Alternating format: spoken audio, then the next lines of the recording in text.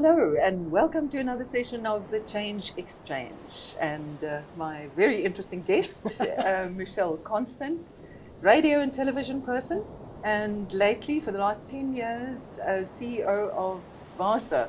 It's Business and Arts, Yes, South Africa, that's eh? right. Yes. Yeah. And there's a change in the offing, but we'll talk about that later. Welcome. Thank you. It's a total delight and honor to be with you. Good. And Michelle, what did you start out thinking you would be? I started out thinking I was going to be an actress. I mean, at the very tender age of 9, 8, 7, as many actresses are wont to do. And I had the great opportunity to study at UCT, where I studied Bachelor of Arts and then also a Performance Diploma. But I think what happened was, subsequent to that, I went traveling, and I started to realize that maybe that wasn't really what I wanted to do. I'm a very curious person, so there's so many different things that interest me, and you can distract me and send me off on a completely different road just by flicking something in the corner. I mean, I'm very distractible. A Labrador personality. I'm a total I'm Labrador personality, all over the place, and I'm wagging that tail all the time as well. So how did you end up in radio? So very early on, there was someone at SAFM who I knew, also in the theatre, who suggested that I come and do a small piece for them. And in those days, it was before hip hop had even kind of made its way into South Africa. And they said, come and do a piece for us. So I chose to do a piece on hip hop. And everybody was like, I don't even know what she's talking about. It was a long time ago. I'm 100 years old. And SAFM was a very different animal. Yeah, and SAFM was a completely different animal. And then at the same time, I got to know Barney Simon on 5FM, and he was like, oh, you're obviously very interested in diverse types of music. Yeah, and then I ended up getting onto radio. And I must say, I have a daytime job now, but it's still my playtime, and I really love radio. I particularly love public broadcast. I think commercial radio is a different animal for different types of people, but for me, the idea of public broadcast and how it works and what it can do to change lives and conversations is fantastic. So talk to us about that. Why do you like radio? What's the best thing about it? That you can never, ever, ever succeed at it perfectly. It's like climbing an Everest where there is no top of the mountain, or running a marathon where there's no finishing line.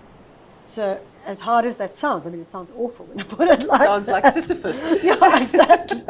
But actually, that's an amazing thing, because it just means you can, for an A-type personality, it's amazing, because you can constantly be improving, trying things differently, and moving forward. So on the technical side, that's why I love radio.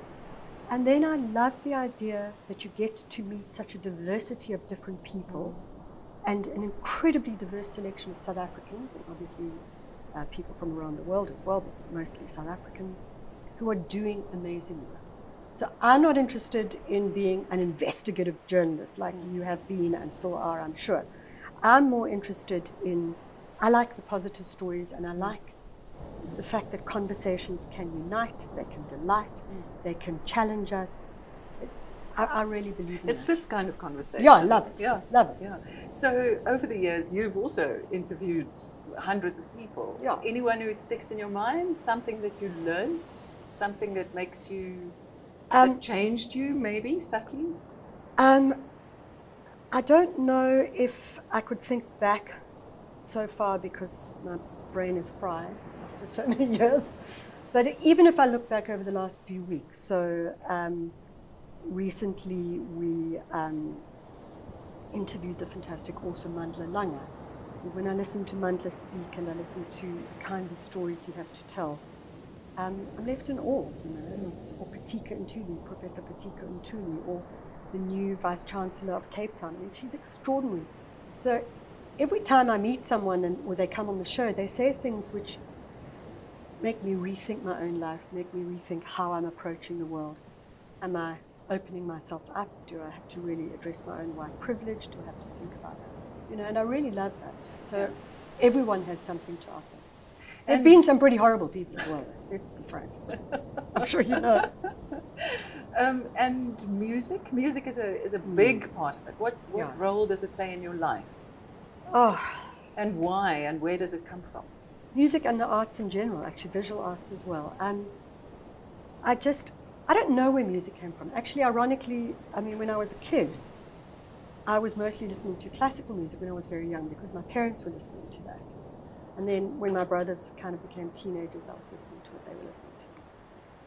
But I love, music, they say, is one of the things that will actually stay and remain within your synapses and within your brain for longer than any other art form. So, and I can completely understand that. I mean, you remember an event and you remember a song that's related to that event, and you remember a sound. I love the idea of sound. I love the idea of words in music. I always used to think that I wasn't so wild about dance, and then I realized actually the thing that really made me think about dance was the music that they danced to. So that was always important for me. But it's interesting, I think when you sort of in your 20s and 30s, you just become obsessed with music and you collect it and you collect it, and then something happens and then you suddenly become obsessed with art. Maybe it's because your bank balance gets a little bigger. And then you start to collect art. And so now I'm like, okay, what's next? Because I don't think I can afford anything after this. You started your own production company in 2000. Why did you feel that you wanted to do that?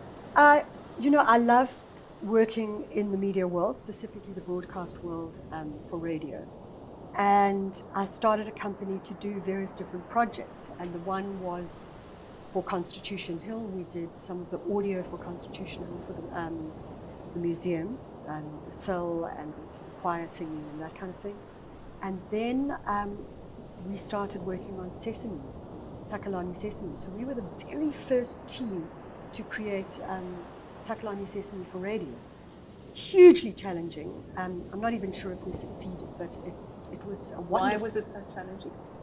I think, when we think about translation, we need to rethink what we think translation is, because translation is not simply taking something from A to B. It has to go through all sorts of reversionings and ideas. I mean, what did Takalani Sesame entail? So we had to create, so they would create the TV version, and then we would have to look at the TV version and then reversion it in a way that worked for us, but also you reversion them into different vernaculars, so into isiXhosa or isiZulu or whatever the case may be. And then you need to also think about where are the people going to be who are listening to this, the children. So, for example, I mean, the Muppets, which is Takalani Sesame or Sesame Street, and then they talked about the Muppeteers, and then there's the Mouseketeers and the Musketeers. Now the problem is, if you are living in Winterton, KwaZulu-Natal or something, you're not going to know what those references are. So when they talk about a goldfish in a bowl or whatever, those are not references that are directly relevant. Or even understandable. So you need to start thinking about that, and that's very much a case in this country. We have to start thinking about how we reversion things. I mean, not just saying from English to, I mean, can be from any language to, and it could be a language back to South Africa, I mean, from language to English. So it's hugely challenging and a great learning curve for me. I was just thinking, it must have opened up your eyes as a white urbanite, English speaking. Yeah, to my failures actually, to the fact that at that point, to the gaps in your education. Yeah, that I could only speak English at that point, and a little bit of French and a little bit of Dutch because my parents are Dutch. It was then that I kind of went on and I started learning Zulu at Wits, just because I thought How important is that? I must say, I'm in the process of trying to learn a little bit of Zulu, and it's bloody hard. Actually, I think Zulu is one of the easier languages to learn. But it's hard to learn a new language as an adult. But we have to do it. I think it's absolutely crucial. I think if we want to live in South Africa and we want to show that we are trying to that everybody is trying to kind of reach out, and we're talking about everybody reach out. I'm not actually talking about race, and but I'm talking intergenerational, gender intergenerational, all of that kind of stuff. And we really need to be working very, very hard at that in this country. And then, when the call came for BASA, or did you apply, or did No, they I didn't approach? apply actually. And can you remember the moment when you thought, what? You see, I'd been doing some radio work for BASA, so we did this amazing little radio slot. So I knew the company really, really well. But when they said, would you like to apply? I mean, I must say, it's probably the first time I ever applied for a job. And, of course, you have to go into the HR place. But it was, in retrospect, it was incredibly easy. And I don't know if they knew what they were letting themselves into. They're like, yeah, no, sure, she'll be great. And then it's like, But it was probably one of the most important things I have ever done in my life, taking that position. But talk to me about that changeover first, because now you come, I mean, it's a completely different environment, completely different You have to start dealing with things around almost. governance, because you're partnering with the Department of Arts and Culture, and apart from the fact that you're working with loads and loads of businesses, so governance is an absolute... and you'd never been in a managing position? I'd never been in that kind of management position. How did you experience it? In my first year, I think I cried nearly every second day. And I was like, this I can't do. And I was like, okay, I'll give myself 2 years. And then after 2 years, I was like, we can really do amazing things. So I was like, I'll give myself 4 years. 4 years. And the thing is that you keep realizing that there's more and more opportunity. And also BARS is an incredible animal, or organization. But it's like, you could not easily have a BARSA Today Business in South Africa where government actually put out an arm and business actually put out an arm, and they decided to join forces because it's a public-private partnership. Give an example of how it works, what happens there. The Department of Arts and Culture gives a sum of money to BARSA annually, which of course then means that you have to be an absolutely stickler on everything you do. I mean, because you're basically running according to the PFMA Act, even though it's not a Schedule 3A organization. And then we have about 100 and something business members. And that can be all the big banks, a lot of insurance companies, etc. And we work together. So you're working cross-sector all the time. So 1 minute you're working with government, 1 minute you're working with the private sector. 1 minute give me an example of a project. Okay, so a good example of a project would be something that we're currently doing with RMB, which RMB is funding, and the Department of Arts and Culture is putting some money into it as well. It's a scale-up project, and it's about skills development. But we're talking soft skills, so we're talking things like design thinking, we're talking things like asset-based community development, it's process work, as opposed to saying, okay, you're an artist, you've got to be an entrepreneur, I never say that word right. So therefore, tell us how to do a business plan. What's your marketing plan? I mean, we don't work like that. We like going in your community, which could be anywhere in the country, because we're working across provinces. What are your assets? Let's look in this room. What are the assets we have right now? Well, the first asset we have is reading up. Can't get better than that. Okay, what does that mean if we have in the room? What can she offer? She has an iPad on her lap. Okay, what does the iPad actually offer to her? Well, especially if she has Wi-Fi, then it means we can access anything. So you really start to work around, instead of scarcity thinking, it's the opposite of scarcity. And so we do a lot of work in that space, and that's a partnership between the Department of Arts and Culture, which through us, and RMB. So why do you say that it probably couldn't happen today? Is it a trust issue? Yeah, I think that there is a trust issue, which is not to say that it can't be fixed, but I think we've had some really rollicking times, and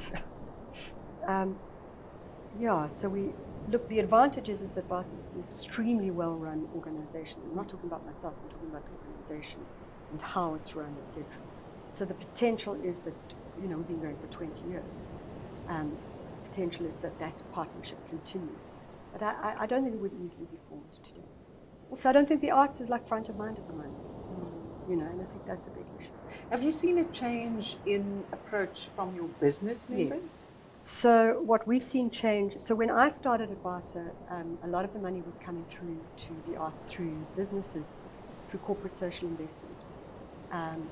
And of course that shifted and changed. Because the arts and sport are not included in Section 18A, which is the donor tax rebate. But also because as we've moved along, the deep challenges in this country are about job and work creation, and people seem to think that they can't get that out of the creative economies, which is actually insane, because 2.9% of our GDP is put forward by the CCI. What percentage? 2.9%. It's high. Yeah. And that's the direct and indirect. So more and more CSI is taken up by health, education, and the likes. And that's been a big challenge.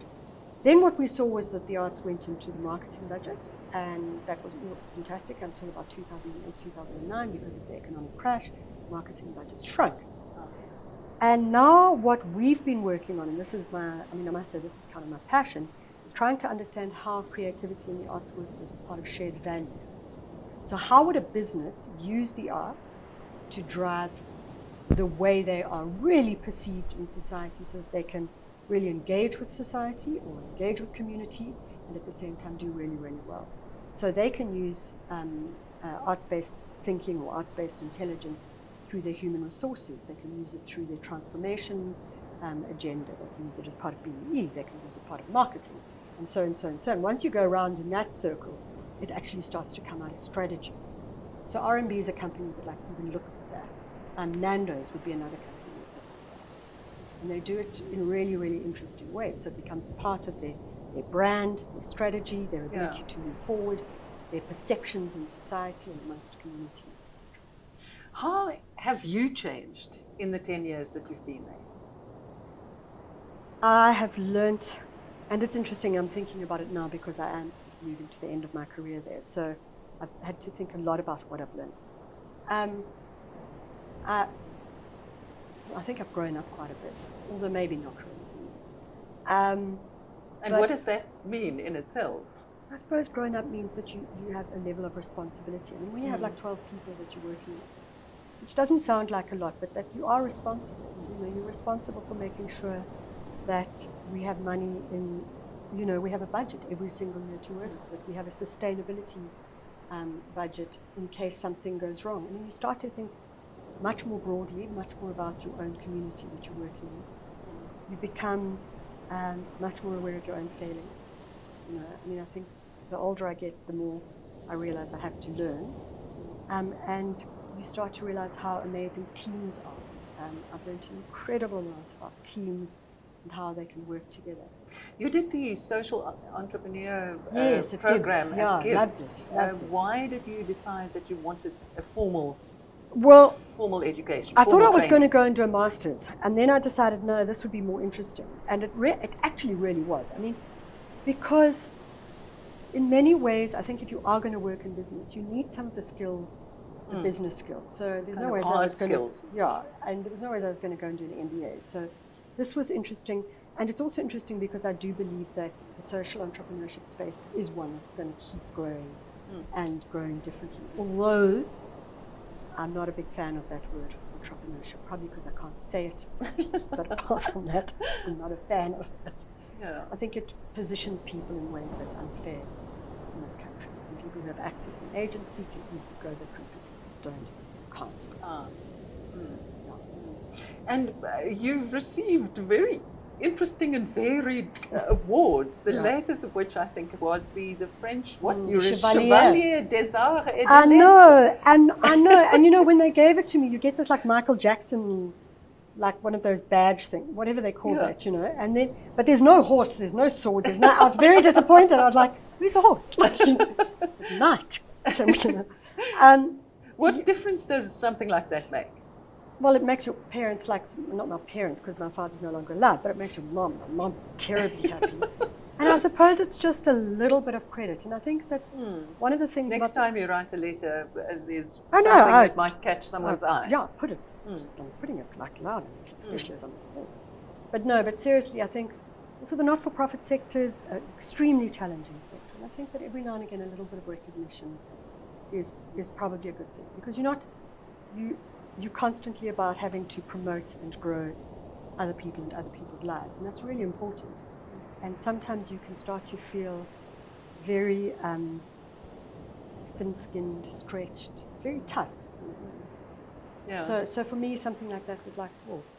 Yeah. And I get invited to all the French events. Keep your French up. Yeah, exactly. So why did you decide that this was enough now? How did it come about? You can ask it that way. 10 years, I think, is a pretty good number. I mean, listen, Maria Ramos is just said 10 years and I'm out. So if I can follow in her footsteps. No, I think 10 years is a good number. And I started to get very exhausted in the last year around the kind of administrational process of what it meant to run the organization. And as I mentioned earlier, I am a very curious person. I'm a very passionate person. So, and my interests are diverse. So I thought, well, the organization is in a great space now. And I think it's time for me to make the change. And the saying, the only change is the only constant. So it kind of works for me. So plans, or are Yeah. you stepping into the void and see what I happens? was stepping into the void. I mean, when I resigned, I was pretty much, that's it, I'm going to go. And then I got a very interesting offer, which is slightly out of the arts space, but would probably use the arts as a tool, and is very much around our constitutionalism, actually, around our constitution and how we promote it and that kind of thing. So I can't say 100% what it is because It's still confidential. it's basically confidential. Well, it seems to me that everybody knows. I just heard you doing this, and I'm like, how do you know? So it's very exciting. It's going to be a deeply challenging process, but Is it a full-time job? it's full-time job. Back to running an organization that's been around, but like now needs to be tightened up. And I mean, as I say, I like some extraordinary board of trustees. And I'm deeply honored, but excited. Yeah. Yeah. And with it, to change tack a little bit, Yeah. will go a physical change. Tell me Ooh. about the environment in which you work and that you like working in, the physical environment. Yeah. Oh, that's such an interesting question. So I must say the Barca offices are fabulous. I've always loved working there. Are they up They're on the high second and- floor of a gallery, actually. Oh, so we lovely. kind of get to go and see art. But apart from that, it's just an easy space to work in. But I suspect it's an easy space because the people are amazing. I mean, you can't do great work unless you have a great team. Yeah. So, the one thing we do at BARS is we have this thing called conduct the orchestra, and we kind of use it to show business people what it's like to conduct an orchestra. And it's a fantastic way of showing them how the arts can teach things. But what you realize so quickly is there's no ways you can lead or be a conductor because your team is leading you. And that's really what we've It's a learned. two-way street, yeah. So for me, I suppose, what is a space? It has to be welcoming. There has to be good coffee. Coffee's not so good there, but Big windows, lots of. Do I you love stare light. out? Yeah, I love light and I love greenery. I mean, Yes. they actually say that green is the color that makes you the most calm. I don't know if it's true, but And in your personal space, where have you chosen to live? I live in Melrose Estate, which is a very treed area, and I live in a very beautiful old apartment. And so I like to be able to see trees. I love light, and I like space, and I like walls that you can hang out. And obviously old-fashioned CDs, which I never use anymore, but they're kind of art in there. Have you often moved, or have you been You know there? what? I have moved a bit, but I've been there now for nearly a decade as well, and I don't think I'm moving. I don't, my lifestyle is not the lifestyle to have a house and a pool. I've had it, and it just was like this black hole of despair, because you're always fixing the pool, which is leaking, or the garage door, which, the pain of that. And it's so much easier to just be able to lock up, even though I have a cat there, but it's like you can lock up and and you can just tootle off. It's fantastic. Yeah. And I live quite close to the Gautrain, so I can just climb into the Gautrain and within an hour I'm on a plane. So it's just So do you fantastic. think you can ever live in Cape Town or Loxton? Loxton not. Cape Town, you know what I love about Cape Town? Is that you can come home.